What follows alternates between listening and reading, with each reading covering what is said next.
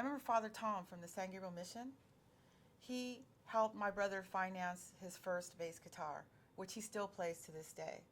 But the deal was that if he bought my brother a bass guitar, my brother would go to church, start the folk rock mass.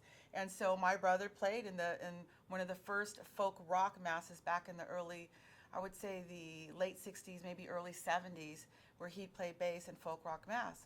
Who'd have thought that a Latina from San Gabriel who grew up to work with every artist that she adored? Who does that? I grew up listening to Loggins and Messina. I grew up listening to Carlos Santana. I grew up listening to ZZ Top. I admired all the music. All the musicians from my community were playing their songs. I had no idea that later on in my career I'd be actually working with some of these musicians. And the way that it all came about was the fact that I'm from San Gabriel and I worked with many of the artists who made it into the business. We had a room in the back of our yard called the Back Shack, and it's where my brother, who plays bass, would jam all the time with these guys when they get their first instruments. I mean, I'd see John Avila, and I'd see Bob Robles, and I'd see all kinds of people walking in and out. I mean, San Gabriel's a small city, but it's mighty. I mean, we had Main Street, we had Sunset, we had Angelino, we had California, we had Fairview, we had Lafayette, we had Pearl Street, and we had El Monte.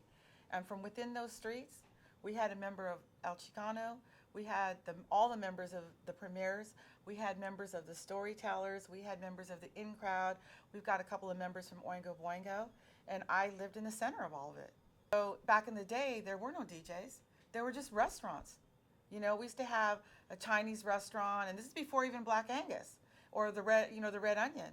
So these guys would come in the backyard, they'd record their songs, I'd press the cassette button, stop and play, and help them record their music so that they could present a cassette to the restaurant owners so that they could get a gig.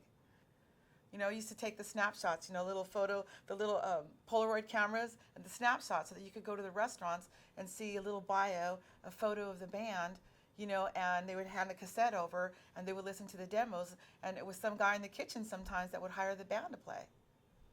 So, I got my love of music, I was never a good enough musician to play, but I fell in love with music at a very young age.